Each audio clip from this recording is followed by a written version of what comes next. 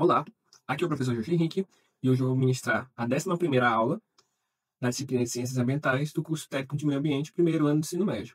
Hoje nós vamos discutir o ciclo da água. Como de costume, vamos dar nossos avisos. Gente, confiram as notas. Se vocês não tiverem acesso ao que é acadêmico, vocês entrem em contato comigo ou entrem em contato com a coordenação, com alguém, mas não deixe de conferir suas notas. É importante para você acompanhar o seu desempenho ao longo do bimestre e saber como é que vocês estão, se vocês vão ou não ficar de recuperação. Como é que eu fiz o cálculo da nota? Eu atribuí 5 pontos qualitativos pela participação, empenho, frequência, comentários, tudo aquilo que eu pude aproveitar do aluno de qualitativo, atribuí 5 pontos. Os outros 5 pontos foram pelas atividades e os questionários que vocês responderam, mais aqueles pontos extras que são dos posts qualitativos. Então, é fundamental. Quem ficou de nota vermelha, infelizmente, ou foram as pessoas que faltaram, ou foram as pessoas que não postaram, porque um ponto a mais ou menos faz uma diferença no final da aula para avaliação da aula. Depois de ter todas essas médias, essas aulas, é feita uma média aritmética, no qual a média das aulas vai ser a sua nota do bimestre, certo? Se a média for abaixo de 7, você está de recuperação. Se lá no seu que acadêmico aparecer a média abaixo de 7, você está de recuperação, tá bom? Para isso, o professor sugeriu para aqueles que estão com nota vermelha a seguinte atividade: vocês devem fazer resumos das atividades em que vocês estiveram com nota vermelha, tá bom? Se você tiver em dúvida em quais das atividades você ficou em nota vermelha, você entra em contato comigo, o professor lhe responde. Você deve fazer no mínimo uma atividade. Se você só ficou em uma nota baixa em uma atividade, você faz só aquela. E no máximo 4. Se você ficar em 5 atividades, você só vai fazer no máximo 4 resumos. E eu quero uma folha, uma lauda, um lado de uma folha, manuscrito, para cada uma das aulas que você tenha ficado. Esse resumo que você vai fazer das aulas que você ficou de nota vermelha, você vai trazer os principais conceitos, na sua opinião, e me entregar até dia 30 de outubro, ou por e-mail ou por WhatsApp. Se ficou com dúvida, entre em contato comigo, eu estou à disposição. Bom, então vamos trabalhar sobre os aspectos gerais do ciclo da água. O ciclo da água, ou ciclo hidrológico, é um fenômeno natural. Ele depende de várias condições climáticas para acontecer, inclusive da presença ou não de seres vivos. Isso influencia demais no ciclo da água, como nós vamos ver. E esse ciclo ele ocorre da passagem da água nos seus diversos reservatórios. Pode ser na atmosfera, pode ser no solo, pode ser nos seres vivos. Então a água ela passa por diversos reservatórios e é nesse ciclo que nós vamos estudar. Essa passagem se deve em virtude do calor, da evaporação, da pressão atmosférica, e tudo isso influencia para o movimento da água nesses diversos ciclos. Eu sei que vocês já devem ter trabalhado alguma coisa sobre o ciclo da água, mas nesta aula nós vamos nos aprofundar nesses conhecimentos, certo? Então a água ela pode estar encontrada no solo, nos mares, nos seres vivos, nos rios, nas lagoas, nos pântanos, em diversos locais.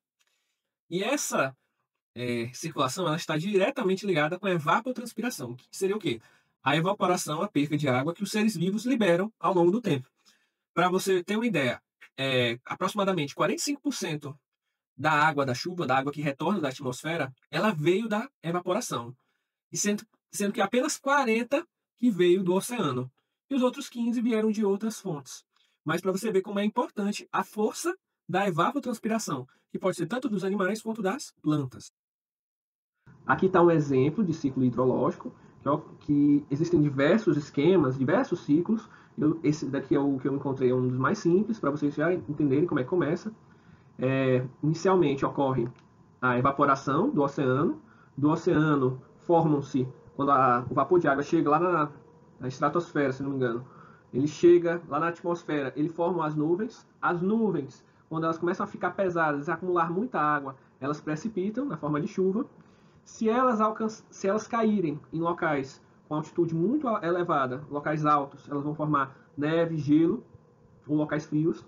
Se não, elas vão entrar em contato com a Terra, e nesse contato com a Terra, ou elas vão infiltrar, ou elas vão escorrer. Parte dessa água que vai escorrer vai ser absorvida pelos seres vivos, e parte da água que infiltrou, ou também acaba pelos seres vivos, absorvido pelas plantas, ou entra no lençol freático, que o lençol freático é um mini reservatório de água. E esse lençol freático, junto com os aquíferos, vão originar os rios, as nascentes dos rios.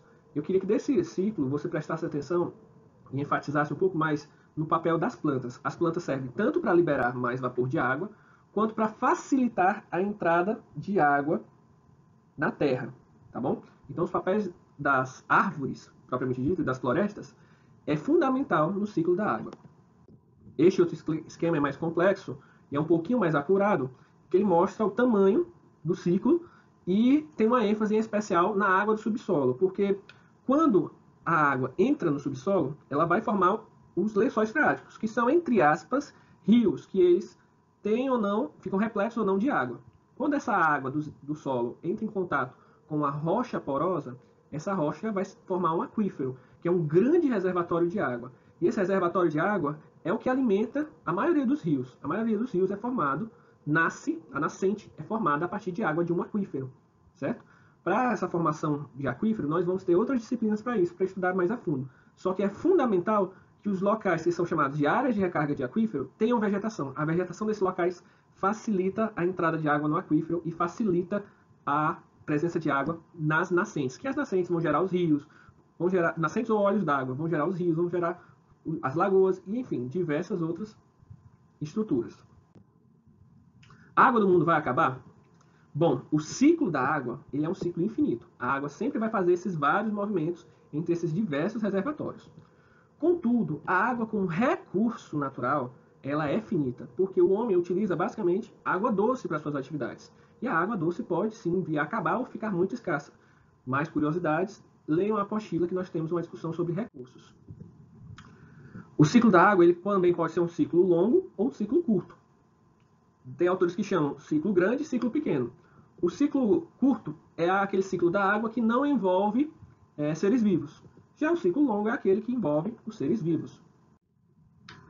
O homem interfere diretamente no ciclo da água. Inicialmente com o desmatamento. Ele tira a principal via, uma das principais vias de circulação no continente, que são as árvores. Ele desmata, ele tira a vegetação, aí a água não consegue mais infiltrar com tanta facilidade no solo. E o ser humano, para completar a história, ainda, por muitas vezes, concreta.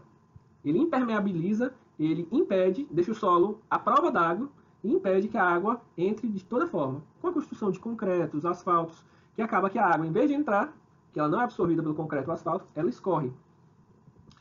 E isso gera uma série de problemas, porque essa água que escorre dos asfaltos e das cidades, elas têm vários contaminantes. Pode ter gasolina, óleo de um motor, até mesmo esgoto, porque infelizmente as pessoas jogam esgoto na rua aqui no Brasil. Isso é uma falta de saneamento básico.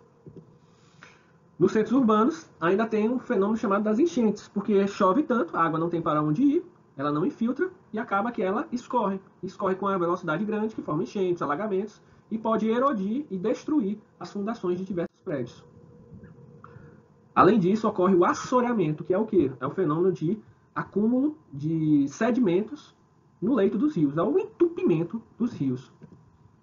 Outro fenômeno muito comum é a eutrofização. Vocês vão ter uma disciplina inteira para discutir o fenômeno da eutrofização, que é um fenômeno completo. Mas, basicamente, é a formação de algas nos rios por causa de uma série de contaminantes e de matéria orgânica, que vão formar esse tapete que vocês estão vendo na figura do lado. Além disso, o homem é vítima dessa contaminação, porque o contato com essa água gera diversas doenças, dentre essas a leptospirose, hepatite A, cólera e esquistossomose.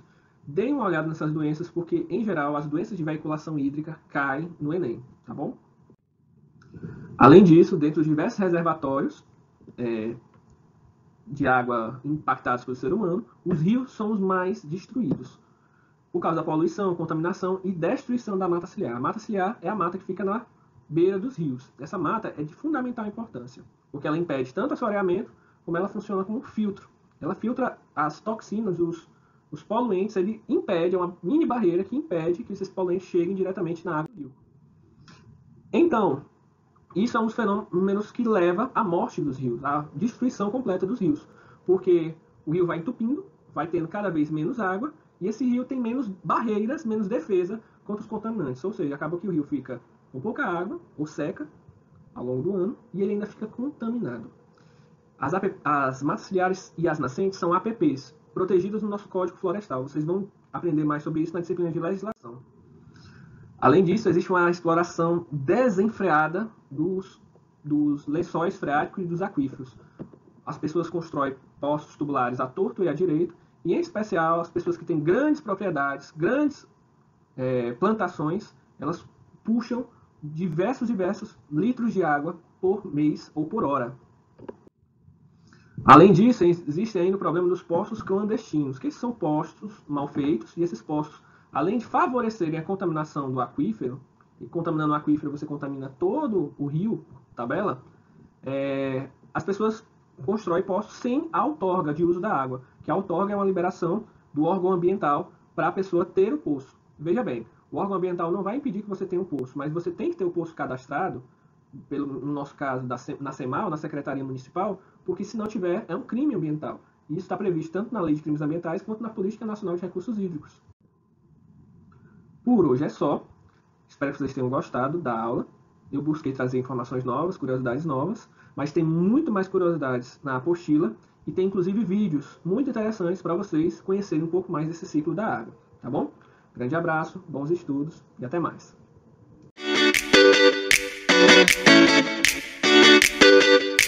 Thank you.